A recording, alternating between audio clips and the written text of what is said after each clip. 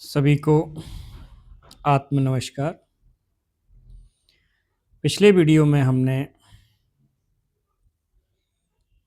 RLS के बारे में यानी रेस्टलेस लेग सिंड्रोम के बारे में थोड़ा सा जाना था।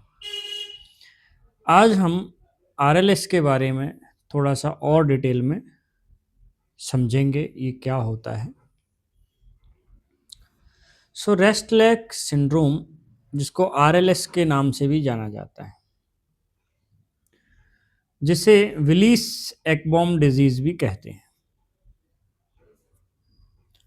आरएलएस लेग सिंड्रोम एक न्यूरोलॉजिकल समस्या है जिसमें व्यक्ति को पैरों को हिलाने की तीव्र इच्छा होती है, खासकर आराम करते समय या सोते समय।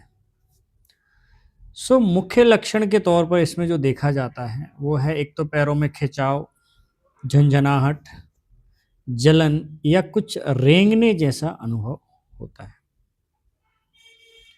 रात में ये सिम्टम्स ज़्यादा बढ़ जाते हैं।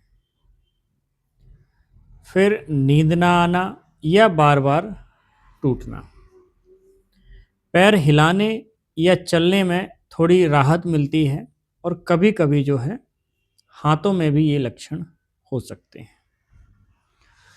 आरएलएस के क्या क्या संभावित कारण हो सकते हैं? उनमें है, पहला है आयरन की कमी, जिसमें लो फेरेटिन या आयरन डेफिशिएंसी हो सकती है। दूसरा है डोपामीन इम्बैलेंसेस, जिसको ब्रेन केमिकल इम्बैलेंस के तौर पर देखा जा सकता है।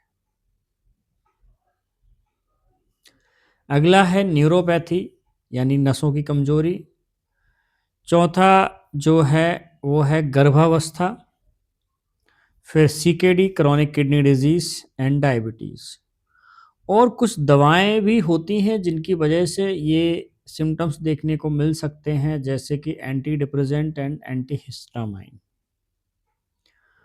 और कुछ केसेस में ये जेनेटिक भी हो सकता है। मोस्टली किसे ज़्यादा होता है, तो ये अक्सर महिलाओं में ज़्यादा देखने को मिलता है। दूसरा उम्र बढ़ने पर।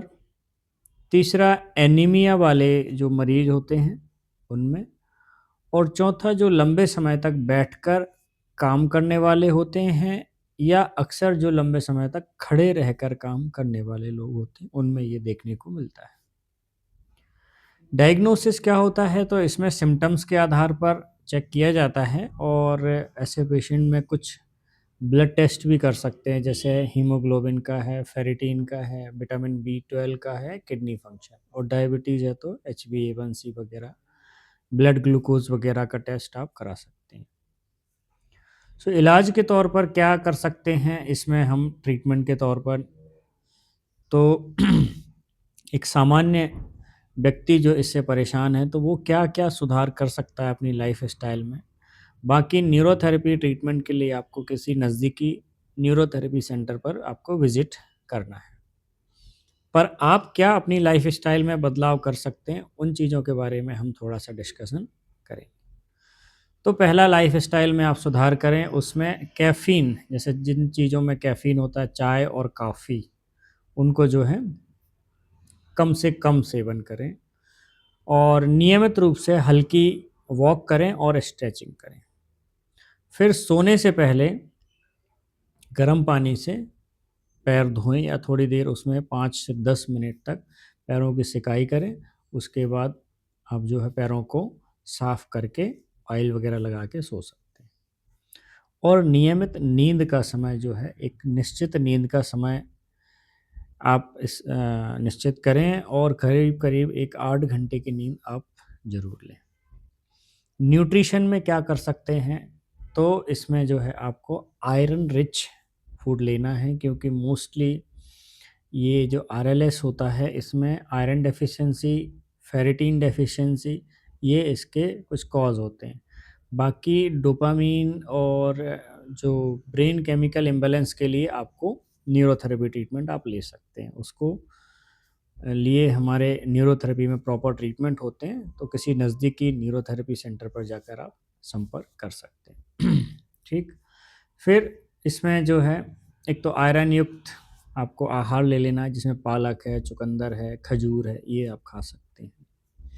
फिर विटामिन बी 12 भी जो है आरबीसी के मैच्योरेशन के लिए बहुत ज़रूरी है। तो बी 12 अगर नसें कमज़ोर है तो उनमें भी बी 12 डेफिशिएंसी देखी जाती है। तो उसके लिए बी 12 रिच फूड जैसे जिसमें डेयरी प्रोडक्ट्स में आ जाते हैं, आप दूध ले सकते हैं। और फिर जो नॉन वेजिटेरियन लोग हैं वो एग वगैरह ले सकते हैं। एग में भी बी 12 कुछ मात्रा में मिलता है, नॉन वेज फूड में मिलता है, लिवर है, ये सारी चीज़ें। फिर मैग्नीशियम युक्त भोजन, ऐसा मैग्नीशियम युक्त भोजन आप लें तो मोस्टली ये जो हमारे ड्राई फ्रूट वगैरह होते हैं उनमें मैग्नीशियम कुछ मात्रा में उपलब्ध होता है, तो आप मैग्नीशियम रिच फूड भी ले सकते हैं।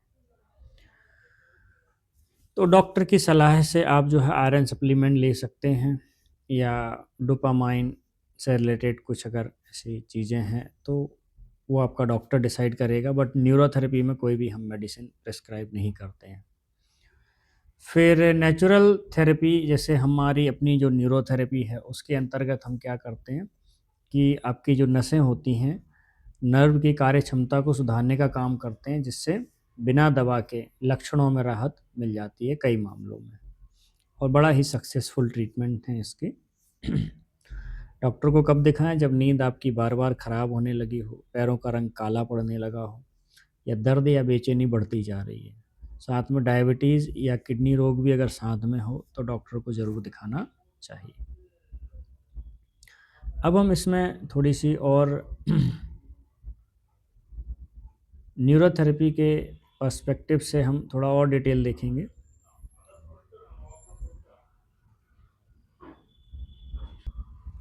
सो न्यूरोथेरेपी जो चिकित्सा पद्धति है, ये एक अल्टरनेटिव मेडिसिन थेरेपी है। तो जब हम इसमें आरएलएस का ट्रीटमेंट करते हैं तो हम सभी आप लोग परिचित ही होंगे पहले से न्यूरोथेरेपी से। तो ये एक blood circulation based pressure therapy है। तो इसमें हम पैरों की तरफ ब्लड सर्कुलेशन जो है इंक्रीज़ कैसे किया जा सकता है, उन टेक्निक्स का यूज़ करते हैं। उन प्रेशर पॉइंट्स का प्रयोग किया जाता है। साथ में हम इसमें और भी जो दूसरे केमिकल हैं, जैसे कुछ इंटरनल माइनर इंजरीज़ हैं, उसके ट्रीटमेंट देते हैं। फिर इसके साथ में हम अगर आपकी बॉडी, क्योंकि न्यूरोथेरेपी का कॉन्सेप्ट एसिड एल्कलाइन पर बेस्ड होता है, तो ऐसे केसेस में अक्सर देखा गया है कि पेशेंट का एसिड बढ़ता है। तो हम एसिडोसिस कम करने के लिए कुछ ट्रीटमेंट देते हैं जो न्यूरोथेरेपी का प्रोटोकॉल होता है। फिर उसके बाद इसमें जो है अगर डीजनरेशन हो रहा है तो डीजनरेशन के लिए ट्रीटमेंट है। फिर इसके साथ में जो है नर्व के लिए जो ट्रीटमेंट होते हैं बी 12 फॉलिक एसिड वगैरह जो विटामिन नर्व की मजबूती के लिए ज़रूरी है, तो उनको भी स्टिमुलेशन दिया जाता है। फिर सेल को फंक्शन करने के लिए ऑक्सीजन वगैरह जो ट्रीटमेंट है उसका हम यूज़ करते हैं। और उसके बाद जो है सर्कुलेशन लोअर लिम्ब में कैसे इंक्रीज़ किया जाए, तो उसके लिए जो प्रॉपर प्रोटोकॉल होता है वो फॉलो किया जाता है। साथ ही जो है न्यूट्रिशन हर सेल तक पहुँचे, तो उसके लिए हम कुछ मात्रा में इंसुलिन को भी एक्टिवेशन देके, पैनक्रियास को स्टिमुलेशन देके वो न्यूट्रिशन बराबर पहुँचे, तो इंसुलिन के थ्रू, ताकि न्यूट्रिशन की डिलीवरी सेल तक पर्याप्त मात्रा में पहुँचे, तो वो एक्टिवेट किया जाता है। फिर अगर ये अर्थराइटिस से रिलेटेड हो, या फिर बॉडी में मॉइस्चर कम हो गया है, ड्राइनेस बहुत अधिक बढ़ गई है, तो न्यूरोथेरेपी में क्या है, आपके सिम्पटम्स को तो हम लोग ध्यान में रखते ही हैं, साथ में आपके जो कॉजेज़ हैं, उन सभी कॉजेज़ को फाइंड आउट करके उन कारण के हिसाब से ट्रीटमेंट किया जाता है, जिससे पेशेंट सक्सेसफुली ठीक होकर अपनी एक नॉर्मल ज़िंदगी जी सकता है। Okay, thank you so much, बहुत-बहुत धन्यवाद, नमस्कार।